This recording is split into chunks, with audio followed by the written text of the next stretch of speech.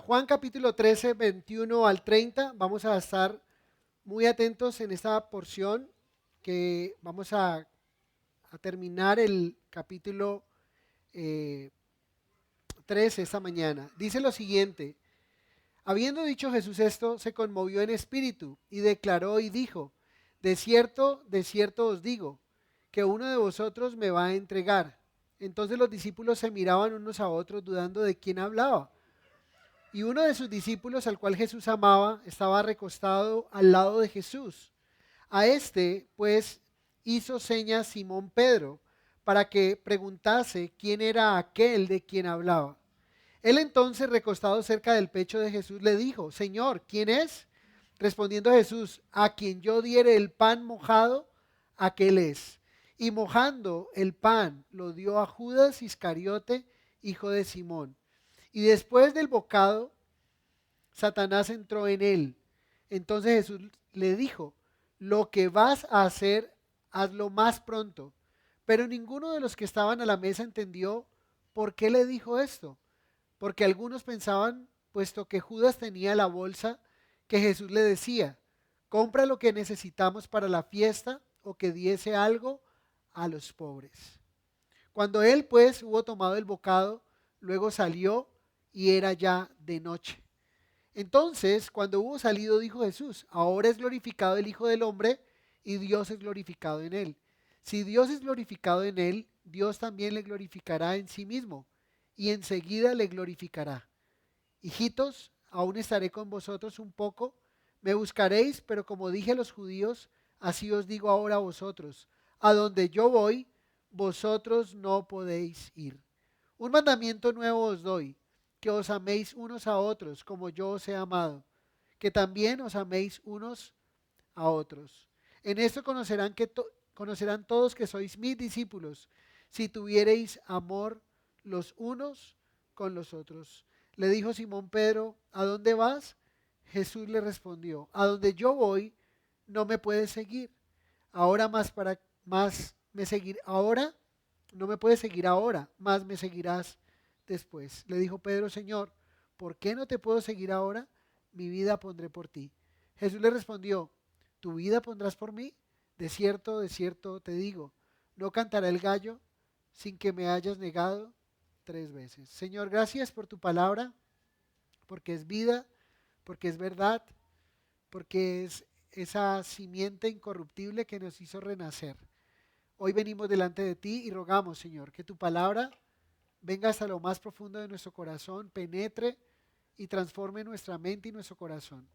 Hoy te pido, Señor, que nos hables de una manera contundente. En el nombre de Jesús. Amén. Nos encontramos con esta sección del capítulo 13, ¿verdad? Un capítulo muy interesante donde Jesús inició, recuerden, allí Jesús está lavando los pies de sus discípulos, fue lo que vimos la semana anterior, pero esto ocurrió en un lugar llamado el aposento alto. Es el lugar donde Jesús está teniendo esa intimidad con sus discípulos, comiendo la última, o lo que se conoce como institución de la última cena del Señor.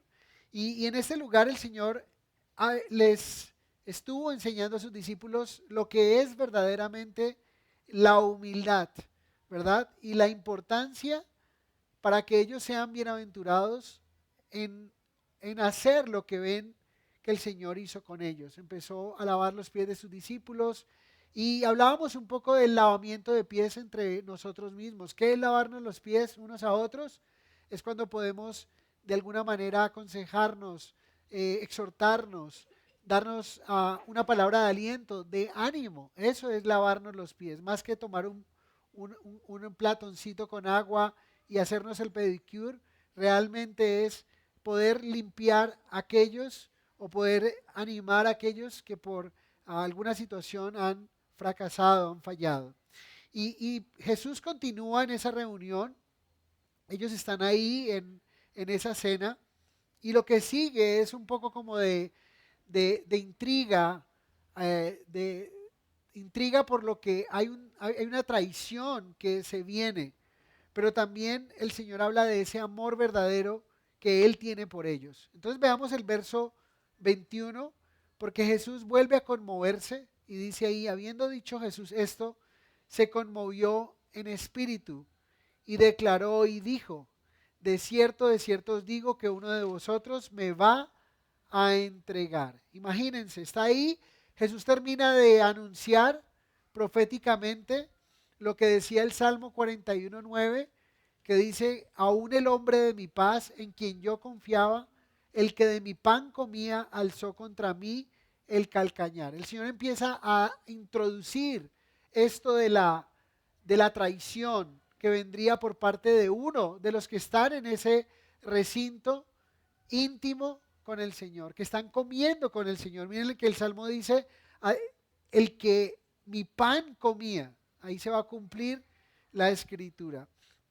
Entonces Jesús vuelve a conmoverse. La pregunta es ¿por qué Jesús está conmovido? Lo debatíamos las semanas anteriores cuando él llegó a Jerusalén y estuvo conmovido de espíritu. Y concluíamos que más que estar conmovido lo difícil que tendría que experimentar, como sería la crucifixión misma y todo lo que harían con él, con su cuerpo, más que esto, recuerden que lo que hacía que el Señor se conmoviera tanto era que Él venía a pagar por los pecados de la humanidad. Los pecados de la humanidad serían puestos sobre sus hombros y esto haría que Él y el Padre estuvieran separados por un instante. Esto conmovía profundamente al Señor. Y me hace recordar ese pasaje que hemos estado estudiando, Navegantes, Isaías 53:6.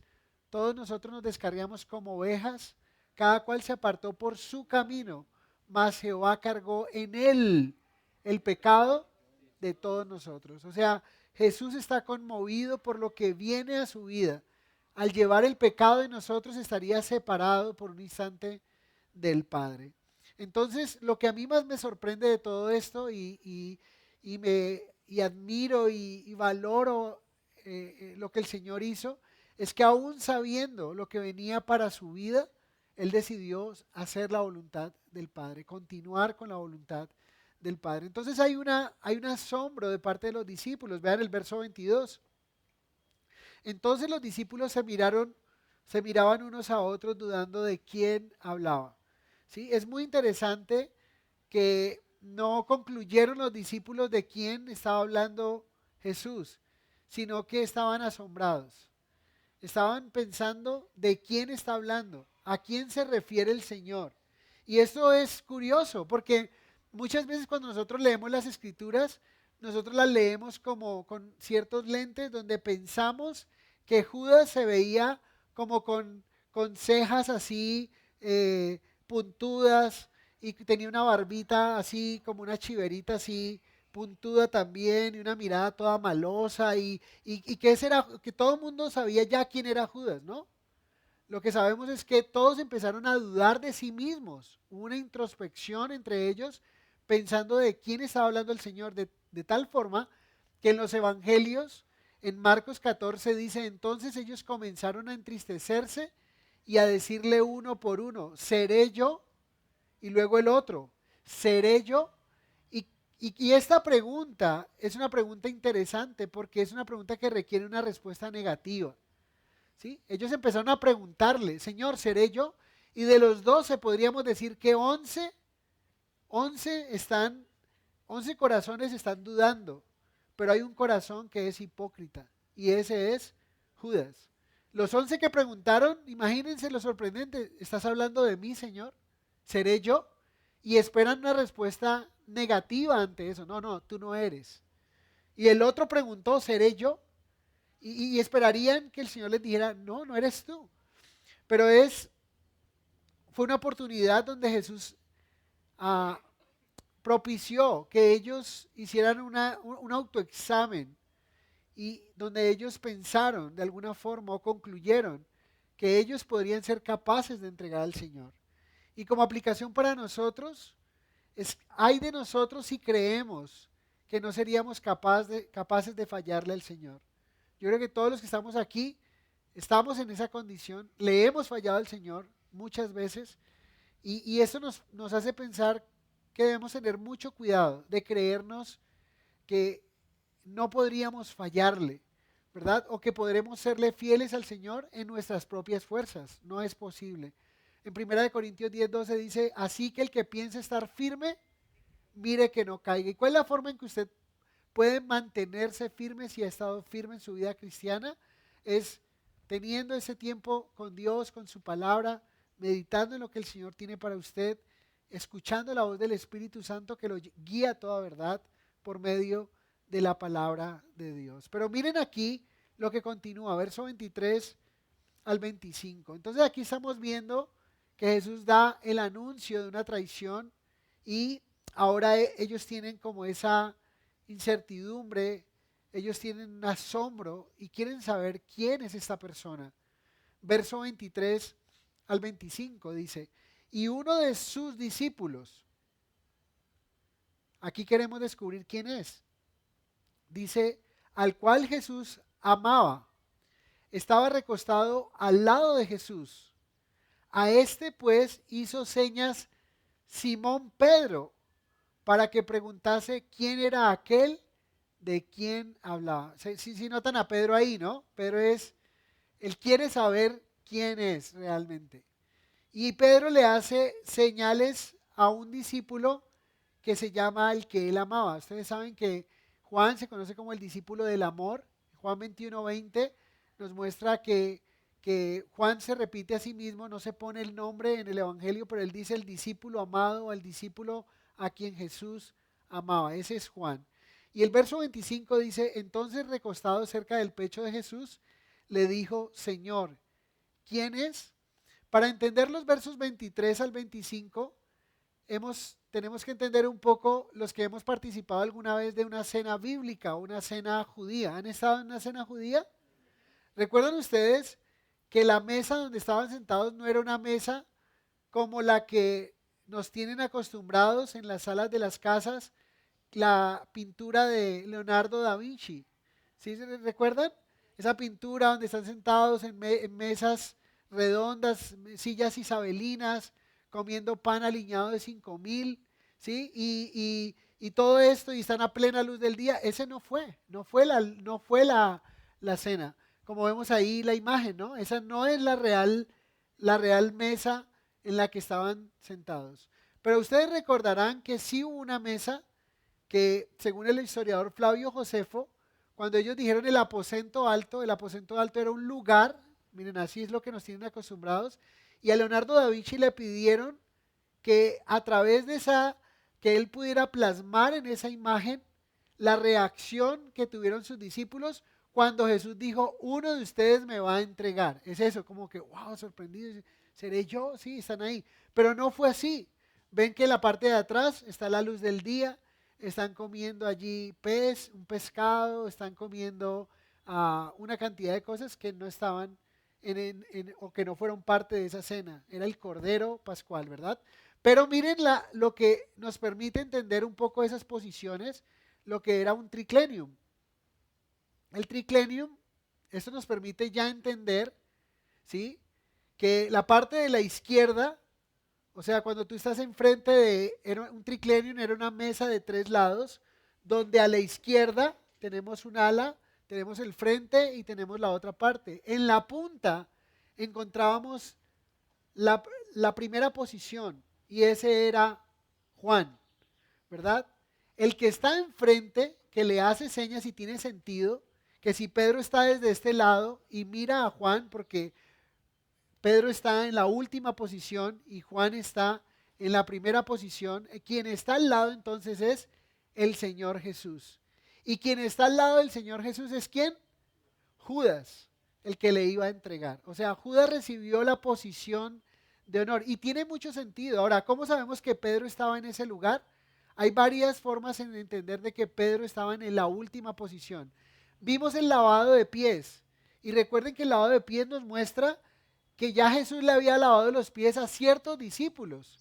Es posible que Juan estuviera, si no estaba en un lugar al final, estaba en el lugar final y allí es donde lo podemos encontrar. Pero además, Judas está allí, Pedro está ahí en la última posición y otra forma de verlo es porque Pedro tiene una espada, que esa espada es la que utilizaría cuando vayan a arrestar al Señor, él va a sacar la espada y le va a volar la oreja a Malco. Él iba por la cabeza, pero realmente la puntería no le dio, entonces, o el hombre se esquivó y le bajó la oreja, ¿verdad? Entonces miren que allí podríamos entender que Pedro está mirando, le está diciendo a Juan, pregúntale. Y el discípulo que amaba al Señor, recuerden, ellos no estaban sentados no estaban sentados sobre sillas, sino que estaban en el piso, recostados sobre su brazo, y puede estar recostado al lado del Señor y le pregunta, Señor, ¿quién es? Muy interesante. ¿Es claro lo que estamos viendo? Ahí tiene más sentido, lo podemos entender mucho mejor.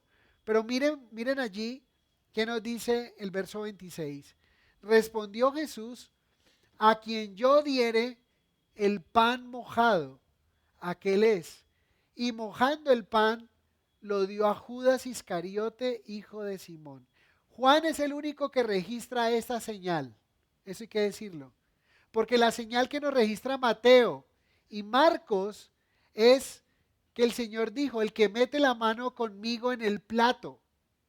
¿Sí? Y recuerden que en esa época tenían en la mesa tenían un potaje y ellos ponían su mano con el pan y comían. Pero en ese momento que yo untaba, otro podía tener la mano. Lo que estaba tratando el Señor era como decir, es uno de ustedes. Él está protegiendo la identidad de Judas. ¿Por qué razón? ¿Sí? Podríamos pensar que Jesús está protegiendo la identidad de Judas. Porque si todos sabían que Judas era el que iba a entregar al Señor, no lo hubieran dejado salir como salió esa noche. ¿Sí? No lo hubieran dejado salir, seguro. Pero eso es lo que dice Mateo y Marcos. Lucas lo pone más general aún, donde cualquiera de ellos pudo haberlo hecho. Y Lucas dice, mas he aquí la mano del que me entrega está conmigo en la mesa. ¿Cuántos tenían la mano en la mesa? Todos. Pero dice Masé, él sigue dejándolo con esa ambigüedad, muy bien, ellos quieren saber, Pedro, sobre todo, Pedro quiere saber y él sabe para qué tiene esa espada, ¿sí o no? Y él quiere proteger al Señor. Pero noten aquí que Pedro está entonces haciéndole señas a Juan, Juan le pregunta, pero el único que registra que a quien yo le dé el pan mojado, ese es. Entonces, él moja el pan y le da el bocado a Judas. Es probable que vuelva y moja el pan y le da un bocado también a Juan. Y vuelve y le da me hago entender, se puede hacer, él tiene a ambos al lado. ¿Y por qué podríamos pensar de esta manera? Porque más adelante, cuando ustedes ven el verso 28, miren lo que dice el verso 28. Vamos al verso 27 primero, dice, y después del bocado, Satanás entró en él. Y hay que decir aquí que Judas es responsable de lo que está haciendo. Veíamos la semana anterior que por 3 años escuchó al mejor maestro del universo, hablándole, enseñándole, instruyéndole. ¿Y qué hizo Judas? Cerró su corazón ante las palabras del Señor. Pero dice aquí, entonces Jesús le dijo, lo que vas a hacer, hazlo más pronto. Verso 28, pero ninguno de los que estaban a la mesa entendió por qué le dijo esto. ¿Se puede incluir Juan ahí? ¿Juan estaba en la mesa o no? Juan se incluye. O sea, en ese momento todos quedamos, como diríamos, versión actual, todos quedamos sanos. Todos queríamos saber quién fue, pero ninguno sabíamos quién fue hasta que ocurrió. Ya él está escribiendo. Ahora, si Juan supo que fue Judas o que Judas era quien le iba a entregar, la pregunta es ¿por qué no lo delató? Pudo haber sido que el Señor le dio el bocado y luego le dio la orden y le dijo, a quien yo le dé el bocado, pero no lo digas a nadie, manténlo en secreto, pero no lo registra. Juan está registrando aquí lo que ocurrió esa noche y lo más probable es que ninguno de ellos entendió y es lo que podemos ver, porque si lo hubieran entendido de esa forma, ¿qué hubiese pasado? Pues entonces Pedro, Judas no hubiese salido vivo, o al menos no hubiese salido de ese lugar, ¿verdad? Yo podría decir que vivo no hubiera salido de ese lugar. Entonces miren allí, verso 29. Porque algunos pensaban, puesto que Judas tenía la bolsa, que Jesús le decía, compra lo que necesitamos para la fiesta. ¿Cuál fiesta? La fiesta de la Pascua. ¿Y cuál es la fiesta que sigue después de la Pascua? Cuando hablamos de Pascua tenemos que entender, la Pascua es un día, pero seguida de la Pascua siguen unos días de los panes sin levadura. Y en la Pascua era muy particular, dice ahí, porque algunos pensaban que Judas tenía la bolsa, era el administrador, que Jesús le decía, compra lo que necesitamos para la fiesta o que diese algo para los pobres. ¿Por qué? Porque en la fiesta de Pascua se extendía misericordia a los pobres. Es lo que ellos entendieron. O sea que podríamos decir, ellos no saben realmente hasta ese punto lo que va a hacer Judas. Ellos hasta ahí no distinguen. ¿Y qué nos habla esto? Verso 30. Cuando él pues hubo tomado el bocado, luego salió y era ya de noche. ¿Saben de qué nos habla esto? Nos habla de una palabra de la cual necesitamos tener una acción, de la cual necesitamos tener mucho cuidado. La hipocresía. Los dejó sanos a todos. ¿Al Señor lo dejó sano? No, el Señor sabe que Judas lo va a entregar. ¿Y sabe qué hizo el Señor? Sabiendo que Judas es el traicionero, que Judas es quien lo va a entregar, esa noche no solo lo trató igual al resto de sus discípulos, sino que lo trató mejor. ¿Saben por qué? Porque le lavó los pies de sus discípulos. ¿Estaba ahí cuando le lavó los pies o no? Le lavó los pies. Muy bien. Número 2. Judas está sentado en el puesto de honor. Quien es el dueño de la mesa o quien es el anfitrión esa noche, era el Señor. Entonces tenía a Juan, está Jesús y está Judas al lado. Le da el bocado. ¿Y saben qué significa dar un bocado? La mesa en tiempos bíblicos. Cuando tú le das un bocado a alguien, le estás diciendo te perdono, te amo y estoy dispuesto a morir, a dar mi vida por ti. O sea, Jesús le limpió los pies, le dio el puesto de privilegio y le extendió favor y gracia. Pregunta, ¿cómo tratas tú a los que te traicionan? Como decimos muchas veces, el que me la hace, la paga. O sea, yo no quiero volver a... Y claro que la confianza se rompe. Y hay que decir que las relaciones personales, las relaciones interpersonales, lo que queda afectado es esa confianza. ¿Cómo puedes confiar en alguien que te ha fallado? ¿Sí? Pero a veces los castigamos con el látigo, con ese látigo de decir, no, o sea, ni lo ignoro, como decía Maduro. ¿Sí? No quiero saber nada más de este tipo. Y lo que está haciendo el Señor es amor. Y miren, esa hipocresía de Judas no fue fácil de identificar por parte de los discípulos, pero el Señor sí sabía quién era. Porque en Gálatas 6 nos dice, no nos engañemos, Dios no puede ser burlado. Quizá Judas no había consentido entregar al Señor desde el primer momento cuando empezó a caminar con él. Eso es claro. Yo no creo que Judas empezó a caminar con Jesús y llevaba 3 años. ¿Piensan ustedes que Judas llevaba 3 años tramando entregar al Señor? ¿Sí? ¿Piensan ustedes que Judas estaba tramando por 3 años cómo entregar al Señor? No, empezando que desde que Jesús sana al paralítico de Betesda es que empieza ese odio hacia Jesús y se va volviendo como un odio de los líderes religiosos que quieren darle muerte al Señor y luego encuentran quién se podría vender para entregar al Señor. Pero Judas al principio, cuando siguió al Señor, quizá fue muy honesto y muy sincero y muy genuino. Pero ¿saben algo? El pecado de Judas es que no, de alguna manera no tuvo su falta de regeneración. ¿Recuerdan qué es regeneración? Acuérdense cuando el Señor va a lavar los pies de Pedro y le dice, tú no me lavas los pies a mí, jamás. Y le dice, Pedro, si no te lavo los pies, tú no tienes parte conmigo. Y entonces Pedro le dice, Señor, entonces no mis pies, sino mi cabeza, mis manos, todo mi cuerpo. Dame un baño, Señor. Y el Señor le dice, Pedro, así no funciona. Porque el que ha sido limpiado no necesita volverse a limpiar. Solo necesita lavarse los pies. Dando a entender que esta parte de nuestro cuerpo es la que tiene conexión con con el mundo, digámoslo así. Los pies eran a la parte donde se mugraban, se contaminaban de alguna forma espiritualmente hablando. Está diciendo, solo necesita lavarse los pies porque fue limpiado. Y ese limpiamiento se conoce en la Biblia como regeneración. Y esa regeneración significa nuevo nacimiento. Tito 3:5, Navegantes 3. Nos salvó, no por obras de justicia que nosotros hubiéramos hecho, sino por su misericordia, por el lavamiento de la regeneración y por la renovación del Espíritu Santo.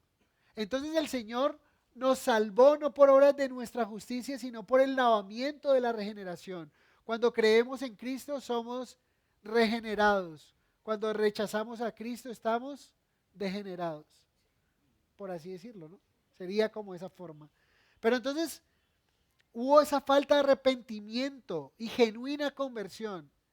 Por 3 años, el maestro más espectacular del mundo estuvo ahí a su lado.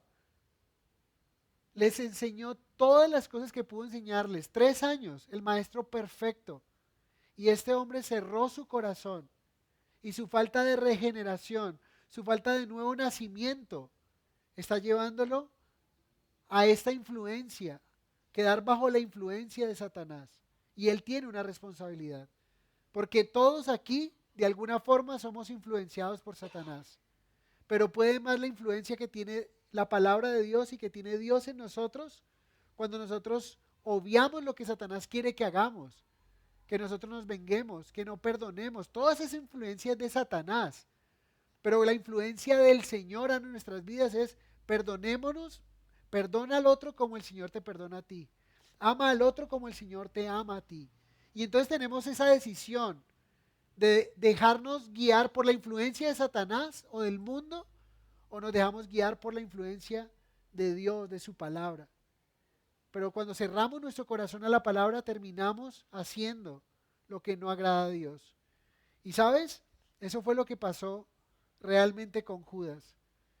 Y miren allí cómo el Señor tiene todo bajo control. Y eso nos enseña que el Señor siempre tiene el control de la situación. Cuando tú sientas que pierdes el control, recuerda que el Señor nunca ha perdido el control. Mira lo que nos dice el verso allí 31. Entonces, ya leímos los versos, el verso 30. Sí, cuando él pues hubo tomado el bocado, luego salió y ya era de noche. Verso 31. Entonces, cuando hubo salido ¿quién? Judas. ¿Y cómo salió Judas? Judas salió bajo la influencia de Satanás. Dijo Jesús, ahora es glorificado el Hijo del Hombre y Dios es glorificado en él. Si Dios es glorificado en él, Dios también le glorificará a sí mismo y enseguida le glorificará. ¿Cuántas veces dice glorificar en los versos 31 y 32? ¿Cuántas veces? 5 veces. Nos dice que es importante lo que el Señor está diciendo. Y la palabra o el verbo glorificar significa dar peso u honra. Por lo tanto, glorificar a Dios es reconocerlo por quien es Él realmente y responder de manera apropiada. Usted y yo glorificamos a Dios cuando reconocemos quién es Él y respondo a su amor de manera apropiada. Eso fue lo que hizo el Hijo. Pregunta, porque aquí está diciendo, dijo Jesús, ahora es glorificado el Hijo del Hombre y Dios es glorificado en él. ¿Cómo fue glorificado Dios en el Hijo? ¿Cómo el Hijo glorificó al Padre? Pregunto, ¿cómo glorificó Jesús al Padre? Haciendo la voluntad del Padre, teniendo una obediencia hasta la muerte y muerte de cruz. Pregunta, ¿cómo glorificó el Padre al Hijo? Muy bien, a través de la resurrección. Le está glorificando y dándole el honor y dándole el lugar que él mismo se había despojado, ese lugar de honor a la diestra del Padre. ¿Recuerdan lo que dice Hebreos capítulo 12, verso 2, que habla que nosotros debemos poner nuestros ojos en el autor y consumador de la fe. Y en ese pasaje termina diciendo que Jesús está a la diestra del Padre. Entonces el Hijo está glorificando al Padre y el Padre está glorificando al Hijo. El Hijo está glorificando a través de la obediencia, obediencia hasta la muerte. Porque recuerden que Él va a ir al Getsemaní, va a orar: Padre, si quieres pasa de mí esta copa, pero que no sea como yo quiero, sino como tú quieres. Y Jesús termina o continúa con la voluntad del Padre, aunque le costara su propia vida. Tremendo. Y entonces el Padre está glorificando al Hijo. Si Dios es glorificado en Él, Dios también le glorificará en sí mismo.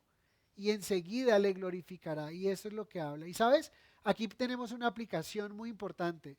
Veíamos hace 8 días el tema de la identidad.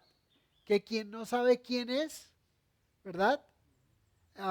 Ese problema de identidad piensa que el tomar una posición humilde lo van a definir porque tiene una escoba en la mano, porque tiene un trapo en la mano, entonces no puedo limpiar, no puedo tener no puedo tener una acción humilde porque voy a ser catalogado bajo esa acción de humildad, alguien sin valor.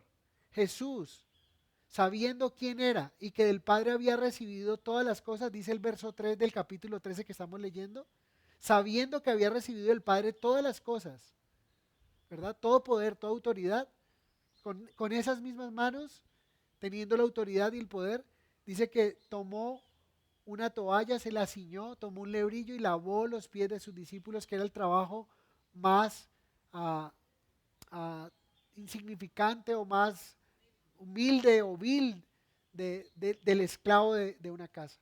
Y Jesús lo está haciendo, ¿verdad? Y aquí Jesús nos está mostrando realmente que Él no tiene problema con hacer eso y está enseñando a sus discípulos a hacerlo. Pero aquí nosotros veíamos que necesitamos conocer la identidad para que esto no nos defina, porque yo sé quién soy, de dónde vengo y para dónde voy. Pero también otra cosa que muchos desconocen es el propósito, para qué están aquí en la tierra.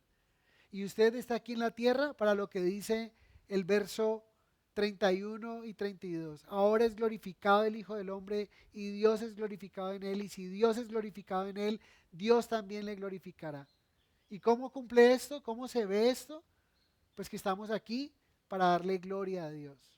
Desde el rol que yo desempeñe, cuando yo como padre soy el padre que Dios quiere que yo sea, cuando yo como padre cumplo con mi responsabilidad de padre, cuando yo como esposo cumplo con mi responsabilidad de esposo, yo estoy glorificando al Padre Celestial. Yo estoy glorificando al Hijo. ¿Y sabe qué voy a recibir del Padre y del Hijo? Voy a recibir honra. ¿Qué dice Juan 12:26? Donde yo estuviere, ahí estará mi servidor. ¿Y qué dice al final? ¿Cuál es la promesa? Juan 12:26. Mi Padre le honrará. ¿Qué dice el verso 26 completo? Si alguno me sirve, ¿servir glorifica al Señor? Absolutamente. Cuando yo sirvo al Señor, le glorifico. ¿Y qué más dice? Y donde yo estuviere, dice Jesús, allí estará mi servidor. ¿Y qué termina diciendo? Y si alguno me sirviere, mi Padre le honrará. Hermoso, ¿no? Esa promesa, servir al Señor, viene la honra. Y lo que está diciendo, yo glorifico al Padre y el Padre me glorifica a mí. Nosotros glorificamos a Dios y Él nos honra a nosotros por medio de las bendiciones que nos da y todo lo que Él hace por nosotros. Entonces, la palabra de Dios nos dice que nosotros debemos hacerlo todo para la gloria de Dios, que es lo que dice 1 Corintios 10:31. Sí, dice 1 Corintios 10:31, dice: si pues coméis o bebéis o hacéis otra cosa, hacedlo todo para la gloria de Dios. Pero entonces Jesús continúa. Recuerden, estamos en este contexto de intriga, de traición. Y Jesús instituye en el verso 33, dice: hijitos, aún estaré con vosotros un poco, me buscaréis. Pero como dije a los judíos, así os digo ahora a vosotros: a donde yo voy, vosotros no podéis ir. ¿Se pueden imaginar qué sienten los discípulos? Esos discípulos que han entregado todo por el Señor. Ese Pedro que cuando tuvo la pesca más grande que jamás volvería a tener una igual, porque recuerden que trató de pescar y no pescó nada y el Señor le dijo que echara la red hacia un lado cuando el Señor lo fue a llamar y entonces dice que echó la red y estaba tan llena de peces que la barca se hundía y tuvieron que venir 2 barcas más para sacar toda esa producción. Y en el momento de mayor cúspide, de mayor éxito laboral, el Señor le dice a Pedro, sígueme. Y dejándole ¿qué? Dejándole todo le siguió. ¿Se pueden imaginar a Mateo, cobrador de impuestos? Que sería hoy en día, yo veo a Mateo como cobrador de impuestos, lo vería como un notario público hoy día. ¿Ustedes han ido a una notaría? Y eso pasan y pasan, eso es un puesto muy, muy importante y que el Señor le dice, sígueme, dejándole todo, le siguió. Y ahora el Señor le dice, yo me voy, se está despidiendo. Y donde yo voy, ustedes no pueden ir. ¿Sí? Y ellos están un poco confundidos también, como que, ¿dónde vas a estar? Pero entonces, como yo me voy a ir, les voy a dejar lo que ustedes necesitan. Ustedes necesitan tomar esto. Versos 34 y 35, dice, un mandamiento nuevo os doy, que os améis unos a otros, como yo os he amado, que también os améis unos a otros. En esto conocerán todos que sois mis discípulos, si tuviereis amor los unos con los otros. ¿Qué significa esto? Significa que si tenemos amor los unos con los otros, es un mandamiento sencillo pero profundo a la vez. Notemos, mandamiento es mandamiento. Pregunta, ¿está a modo de sugerencia? ¿El amarse unos a otros está a modo de sugerencia? No, aquí dice es amarse los unos a los otros, un mandamiento nuevo. No es si me parece, no es si me gusta, no es si lo que yo pienso, lo que yo crea, lo que yo sienta. Es si Él es el Señor y Él me manda, yo debo de obedecer. Es una autoridad, Él lo está diciendo. Ahora, hay que entender esto de nuevo mandamiento. Tengamos en cuenta que lo que Jesús está diciendo aquí no es que amar sea una nueva verdad. Lo que ellos sí van a conocer es una nueva comprensión. Ellos van a entender, este amor tiene un alcance que ellos no conocían. Y ese alcance lo ven reflejado en sus vidas. Porque Jesús, sabiendo lo que horas más tarde ellos van a hacer con el Señor, amándolos, ¿cómo los amó el Señor? Los amó hasta el fin, dice el verso 1 del capítulo 13. Si ustedes ven el capítulo 13, la parte final dice, amando a los suyos y los amó hasta el fin. Y Jesús quiere que también ellos amen a otros de esa manera. O sea, el estándar que tenemos para amarnos unos a otros es el estándar del Señor. Y si nosotros pensáramos, y les hago esta pregunta, si ustedes pudieran decir, ¿cómo amó el Señor a sus discípulos? ¿Qué característica tenía ese amor? ¿Qué palabra podrían poner? ¿Qué característica tenía el amor del Señor? ¿Cómo los amó? ¿Qué palabra podrían ser? Incondicional, es una palabra que cabe dentro de la manera en que el Señor los amó. ¿De qué otra manera los amó? Que sabemos por la Biblia. Muy bien, es un amor sacrificial, es un amor incondicional, un amor genuino, un amor desinteresado. ¿Están conmigo o no? Y cuando hablamos de este amor sacrificial, podríamos decir que el Señor nos ha amado a nosotros de la misma forma. ¿Qué dice Romanos 5:8? Mas Dios muestra su amor para con nosotros, en que siendo pecadores, aún siendo pecadores, Cristo murió por nosotros. Es lo que dice.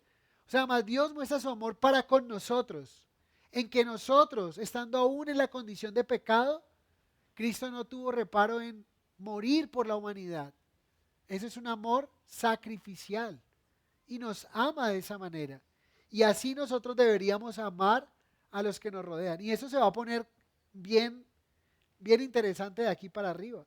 Porque cuando hablamos de un amor desinteresado, Jesús les amó no por lo que él podría obtener de sus discípulos, sino por lo que él tenía para ofrecerles a ellos. ¿Sí? Pregunta, ¿qué le podrían ofrecer los discípulos a Jesús?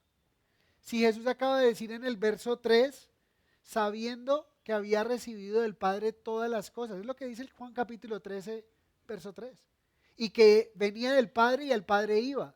O sea, sabiendo que tengo todo, y lo vimos hace 8 días, y Juan 5 nos dice, Él tiene todo poder, Él tiene toda autoridad, Él tiene toda verdad, Él tiene capacidad de dar vida, vida bios, pero Él tiene capacidad de dar zoe, vida eterna. Él tiene vida en sí mismo. El que tiene todo, la pregunta es, ¿qué le podrían aportar los discípulos a Él? ¿Qué podrían aportarle? Es la manera en que ellos podrían responder, pero ellos le están aportando, o sea, Jesús va a ser más obediente por lo que ellos le puedan. Señor, aquí te vamos a enseñar cómo ser más obediente. O sea, no tienen nada que aportarle al Señor. De hecho, el Señor sigue siendo Dios, sigue siendo el Mesías, sigue siendo quien es, sin ellos. Pero ellos no son lo mismo sin Jesús. Y es lo mismo para nosotros. Pregunta, ¿qué le puede usted aportar al Señor? Aportar, no ofrecer. Porque como ofrece, Señor, y eso que te lo ofrezco como respuesta a lo que tú hiciste por mí. Pero Él toma la iniciativa, Él nos ama. Pero Jesús no es más Jesús con ellos. Jesús no tiene mayor seguridad como lo vamos a ver con Pedro. ¿Creen ustedes que Pedro con una espada le aportaba seguridad al Señor? Sí, Pedro entonces, no, yo me siento seguro al lado de Pedro. Yo necesito un Pedro porque él me va a proteger. Y eso es lo que cree Pedro. Lo vamos a ver. Pedro se cree que es el protector de Dios hecho hombre. Wow, tremendo.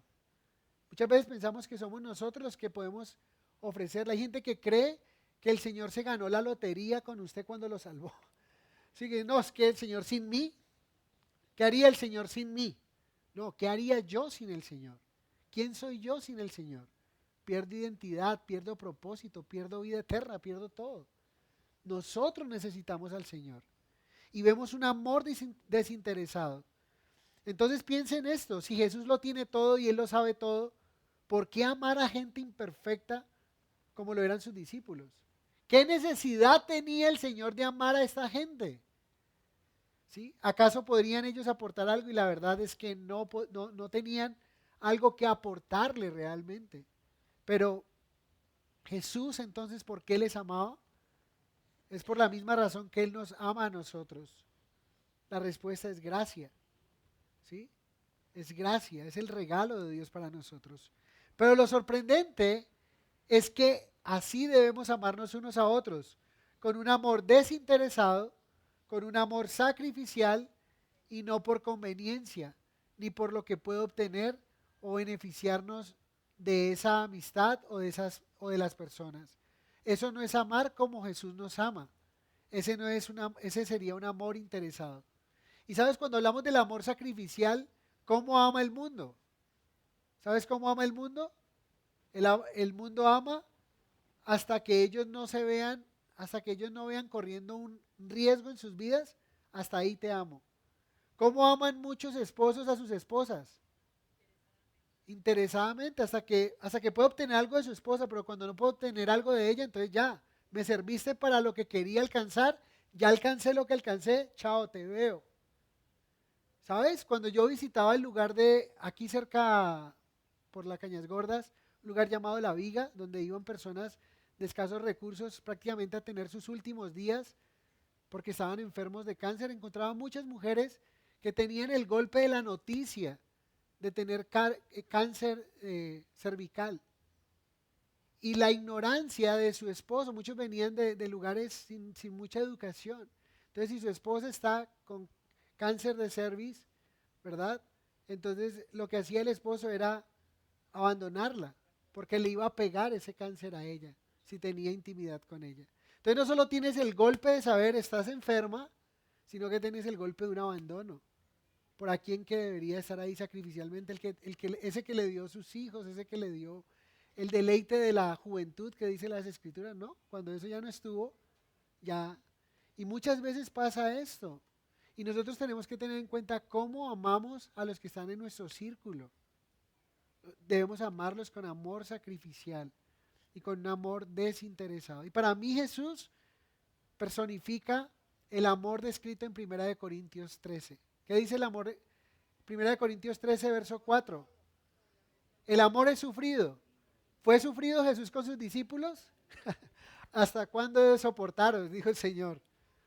Es benigno. ¿Fue bueno el Señor con los discípulos? Más que bueno. El amor no tiene envidia. ¿Cuándo el Señor sintió envidia por ellos?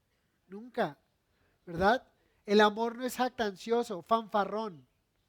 El amor no se envanece, no se infla, no hace nada indebido. ¿Cuándo Jesús hizo algo impropio hacia sus discípulos? No busca lo suyo, no se irrita, no guarda rencor.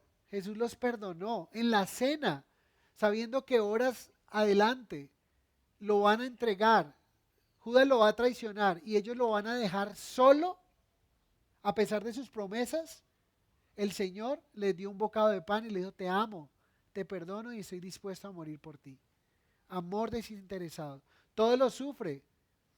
No se goza de la injusticia, más se goza de la verdad. Todo lo sufre, todo lo cree, hay confianza, todo lo espera, todo lo soporta, permanece. El amor nunca deja de ser. ¿Saben cuál es la frase con la que llegan muchos matrimonios a una consejería? Se nos acabó.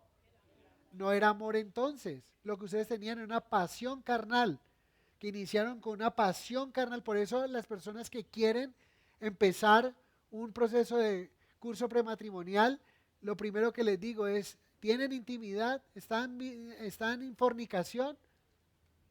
Pues que sí. Bueno, lo primero que tienen que hacer es sepárense del cuerpo para que se den cuenta realmente de lo que siente el uno por el otro, una paz. No es que me encanta estar con esa persona y tener intimidad.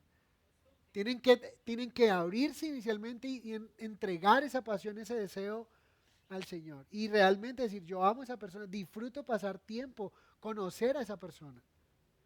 Y por eso el Señor es tan sabio. Y mucha gente llega y dice: se nos acabó el amor. No, lo que Él les acabó fue la pasión carnal. Pero si es amor, el amor permanece. Muy importante. Y así debemos amarnos unos a otros. Pero ¿sabes? Es muy interesante. Porque el amor del mundo ama mientras le conviene, pero Jesús amó a pesar de lo que vio en quienes amaba. Él sabe que ellos lo van a entregar y el Señor los está amando. Y Él decidió amarlos sabiendo las imperfecciones de ellos. Y así debemos amarnos unos a otros. Todos los que estamos aquí estamos llamados a amarnos unos a otros. Y aunque hay personas que son más difíciles de amar que otras, el Señor no dice que amemos, que solo amemos a los que más nos gusta, a los que nos caen bien o con los que tenemos mayor afinidad, sino que debemos amar ¿a quién? A todos, aún a los que son difíciles de amar. Y la noticia es esta, hermanos: así deben amarme.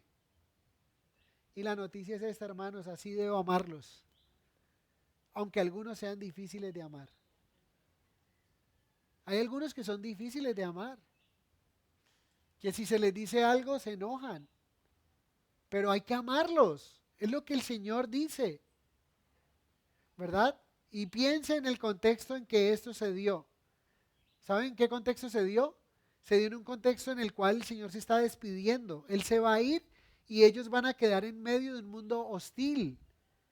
Por eso es importante este mandamiento de amor, unos a otros, porque esto los va a unir, los va a fortalecer y los va a sostener. ¿Ustedes saben en qué contexto se dio el lavamiento de pies?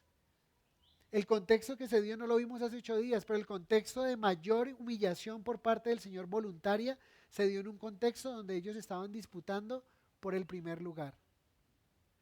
¿Y saben qué hizo el Señor? Les volteó todo.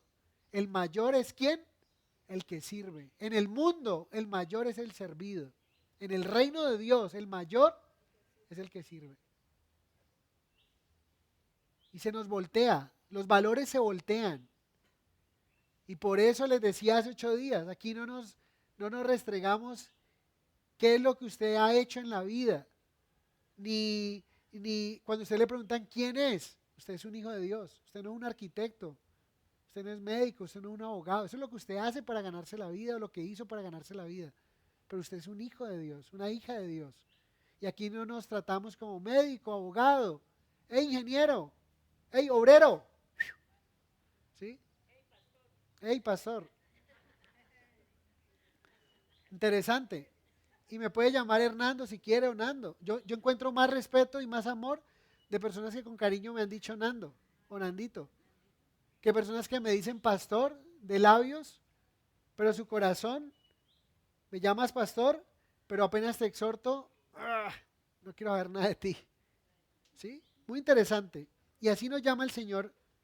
Mientras Jesús viene por su iglesia, ese amor sacrificial y desinteresado es lo que nos va a unir, fortalecer y sostener en este mundo caído y hostil. Miren, esta semana he visto cómo han sido bombardeados muchos de nuestros hermanos, porque hoy día estas fiestas de las empresas se han convertido con obligatoriedad y con amenaza por parte de los jefes. No sé si usted lo ha vivido, pero yo lo he experimentado o lo experimenté.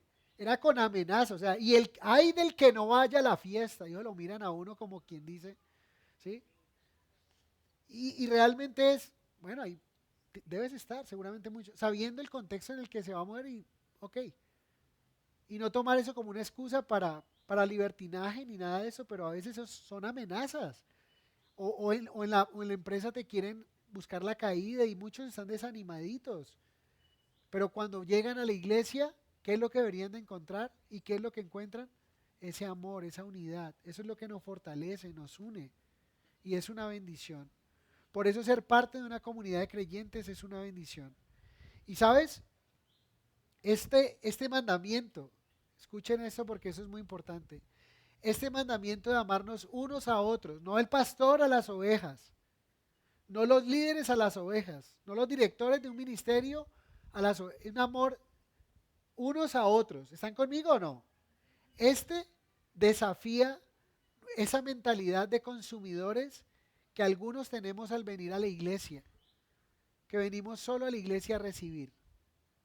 Muchas personas vienen a la iglesia solo a recibir. Y se vuelven catadores de mensajes o de alabanza. Ay, la alabanza no me gustó.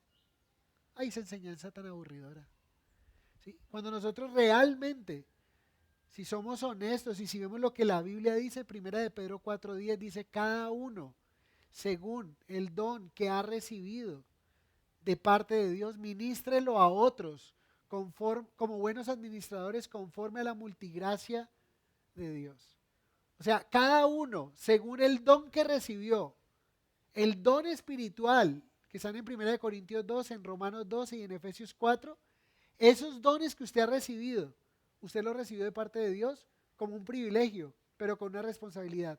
Este don de enseñanza debe servir para enseñar a otros.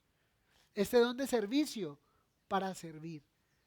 Este don de presidir, para liderar. Este don que Dios le dio es para que usted pueda dar. Entonces cuando nos reunimos, venimos a dar de lo que Dios nos ha dado, pero también venimos a recibir de lo que Dios le ha dado a otros. Y de esa manera nos amamos unos a otros. Y como le decía a los servidores, el único don que Dios nos ha dado, como una hermanita que una vez le dijo al pastor, terminaron la enseñanza de los dones, y dijo, pastor, pero yo no, el único don que yo encuentro que tengo es el don de criticar. Entonces el pastor le dijo, hermana, ¿usted recuerda la parábola de los talentos? Dijo, sí, claro, yo recuerdo. ¿Se acuerda lo que hizo aquel hombre que recibió un talento? Ella dijo, sí, él lo enterró. Dijo, ve tú y haz lo mismo. Si tienes el don de criticar, ve y entiérralo. Pero no es un don espiritual, es un don de tu carne. El don espiritual es de profecía, de enseñanza, es don de servicio, don de presidir, don de ciencia, don de conocimiento. ¿Qué más? ¿Dones? Don de fe. ¿Sí? Algunos dicen, yo tengo el don de la alabanza. ¿Sí? Y realmente es una virtud, por eso los que cantan pues deben tener la habilidad, deben de tener la aptitud musical. La aptitud y la actitud como hijos de Dios. Entonces, si tú eres iglesia, somos iglesia, y te congregas solo para ver qué pueden hacer por ti, porque esto sería venir con una motivación o concepto equivocado, como si tú fueras un cliente. Y sabes, a veces no nos gusta que la iglesia se ha convertido en una iglesia mercadeable. La iglesia mercadeable es donde un mensaje es light, donde de alguna manera lo que se habla de acá es solamente prosperidad y éxito, y no queremos que pastores hagan del mensaje una iglesia mercadeable, pero muchas veces nosotros como creyentes convertimos la iglesia en una iglesia mercadeable, como que yo soy un cliente que voy a ir a sentarme y a recibir qué tienen para darme. Y no somos clientes, fuimos llamados a ser discípulos de Cristo. Y si usted es discípulo, si alguno me sirve, dice, donde yo esté, también estará mi servidor y mi Padre le honrará. Hay una promesa para los que servimos al Señor. En esto conocerán entonces, verso 35, en esto conocerán todos que sois mis discípulos. Si tuvierais ¿qué? Amor los unos. Miren, ¿saben cómo se llama esto?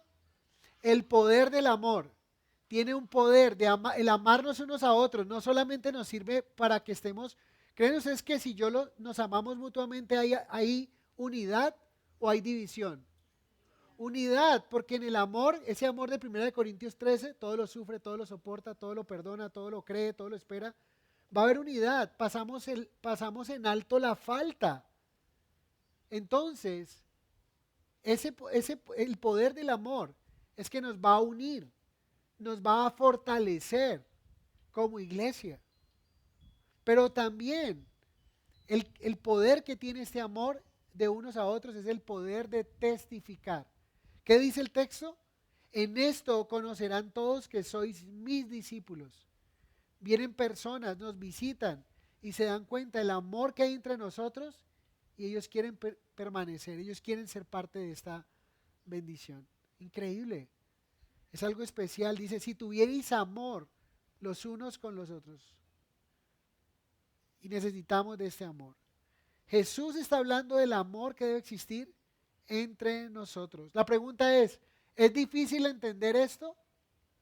No, porque todo lo entendemos. La pregunta es ¿cómo lo ponemos por práctica? ¿Cómo lo hacemos? Y necesitamos entonces ubicar personas en la iglesia. Cuando termine la reunión no salga corriendo, porque ¿cómo va a amar sacrificialmente o desinteresadamente si no conoce lo que necesita su hermano? Si no conoce quién es el que está al lado suyo. Pregunta, ¿le conoce el nombre del que está al lado suyo? Seguramente sí. ¿Conoce el nombre del que está delante de usted? Sí. Entonces yo sí. Y qué bueno que podamos conocernos. Y esa es una responsabilidad. Recuerden que no es una sugerencia, sino un mandamiento. Miren el verso 36 y vamos en la recta final.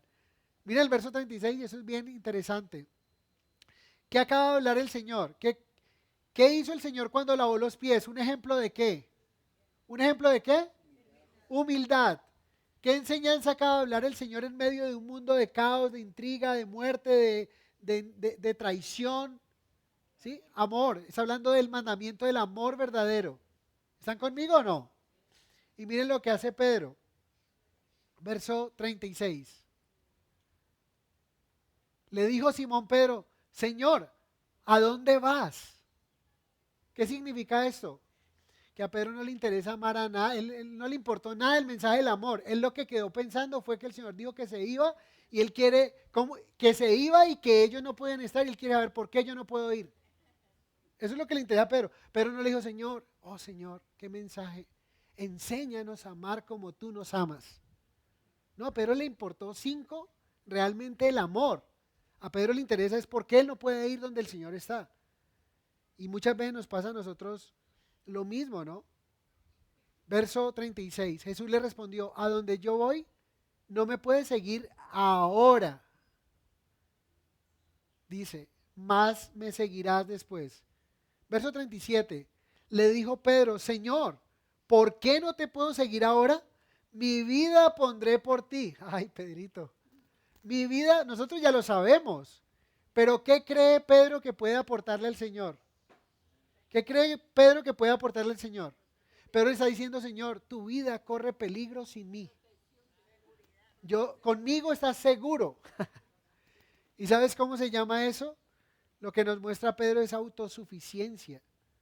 Y la autosuficiencia de Pedro tuvo que aprenderla desafortunadamente a las malas, como diría, ¿no? Con mensajes con lágrimas aprendió Pedro que la autosuficiencia no es utilizada por el Señor. El Señor quiere que nosotros tengamos dependencia de Él. Dice, verso 38, Jesús le respondió, ¿tu vida pondrás por mí? De cierto te digo, no cantará el gallo sin que me hayas negado 3 veces. ¿Y cuánto he anhelado yo llegar a enseñar este versículo para que los gallos canten? Canten gallos, por favor. Ahora sí no cantan. Bueno, ya será que está cantado antes de como están esperando a que Pedro tenga que negarlo. Pero miren, no cantaron. ¿Sí? Están tranquilos. Dejémoslos así. Dice, ¿tu vida pondrás por mí? Jesús le respondió, de cierto te digo, no cantará el gallo sin que me hayas negado 3 veces. Ahí están, no cantaron los gallos. ¿Sí? Pero bueno, nuestra autosuficiencia nos hace creer que Dios nos necesita, cuando no es así, somos nosotros los que necesitamos de Él. Y la humildad es la capacidad de reconocer que no somos nada sin Él. ¿Qué dijo el Señor en Juan 15? Nos va a decir en Juan 15, separados de mí, nada podéis hacer.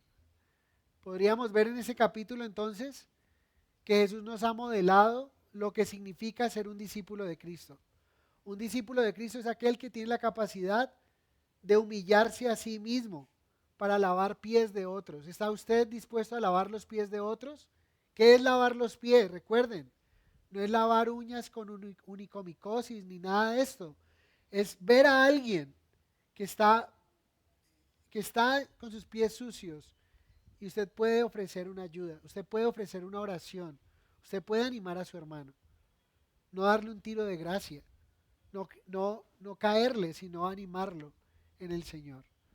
Y también nos acaba de dar un ejemplo maravilloso de lo que es el verdadero amor. Ese amor ágape, ese amor sacrificial, ese amor desinteresado, ese dar sin esperar. Que el Señor nos guíe a amarnos de esa manera. Amén. Y la mejor forma de hacerlo y poner en práctica esto, dentro de 8 días tendremos nuestro compartir. Hay gente que dice, ay no, qué pereza, yo no, a mí no me gusta y sentarme ahí con alguien que yo no conozco. Pues conózcalo, pregúntele cómo se llama, dónde vive, ¿sí? ¿Quién es? Y cómo usted puede servirle. Es algo muy lindo. Que Dios, con su Espíritu Santo, nos capacite para que la gente también pueda ver este distintivo en nosotros. Que hay humildad en nuestro corazón, que tenemos amor unos por otros. Recuerden, es un mandamiento. El Señor te mandó amar a quien tienes a tu lado. Nos mandó a amarnos unos a otros. ¿Que hay personas más difíciles de amar que otras? Absolutamente de acuerdo. Pero debemos amarlos. Amén. Esto no significa que amarlos seamos amiguis, ¿no? Pero es que o sea, es mostrar que le amas, mostrar que oras por él, mostrar que te interesa su vida. Y de esa manera podemos crecer y fortalecernos como iglesia. Amén. Piensen en quienes no están aquí con nosotros. Piensen en cuántos están desanimados. Piensen en cuántos no han venido porque quizá no tengan transporte. Y a veces nosotros, teniendo transporte, podemos ofrecer un transporte. Piensen en personas que quizá pueden estar enfermas y que tú puedes elevar una oración por ellos. Amén. Oremos y agradecemos al Señor. Padre, gracias. Gracias por esta mañana porque nos das ejemplo de humildad, de servicio, de amor. Nos has dicho, Señor, que estamos aquí no para consumir, no para ser cristianos demandantes, sino ofertantes. Que salgamos de ese concepto de que venimos a la iglesia a recibir y que tengamos en nuestro corazón claro que venimos a dar y que dando también podemos recibir. Y yo te pido, Señor, que así como tú glorificaste al Padre en obediencia, nosotros te podamos glorificar a ti a través de nuestra obediencia, mostrándonos amor, humillándonos a nosotros voluntariamente, no que alguien nos humille, sino que nosotros decidamos voluntariamente tomar la posición de siervos, de servir, de amar. Te pido, Señor, que esto produzcas en nosotros ese tu corazón, Señor, esa capacidad de amar. Te lo pedimos en el nombre de Jesús. Amén y amén.